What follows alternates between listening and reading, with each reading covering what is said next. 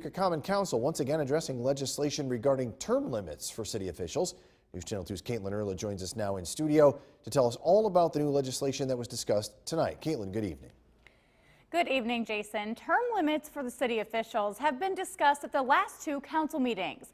It's clear that most of the council members want to go back to 8-year term limits. They just have different ideas. In 1992, the people of Utica voted by an overwhelming margin to place term limits on elected officials. They voted to limit the mayor, the comptroller, the common council president, and council members to 8 years in any one position. In 2017, the council voted for a new law that overrode that referendum and extended term limits to 12 years. 3 council members have now proposed term limit legislation. Frank Miola's is the only one that wasn't voted down. His legislation would reinstate the 8-year terms, but it would also grandfather in those on the council who were reelected pursuant to the 2017 law.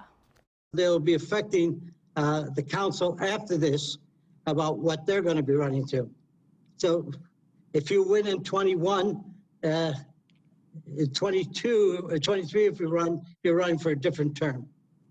And it also afforded certain people like the comptroller, Councilman Williamson, Councilman LaMedico, Councilman McNeil, to run under the terms that they thought they were running on in 2019.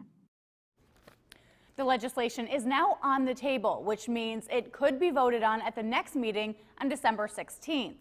If the council passes it, there would have to be a public hearing, and then the mayor could either sign or veto the legislation. Jason, back to you. Caitlin Erla reporting live. Thank you. Time now for a first look at the forecast.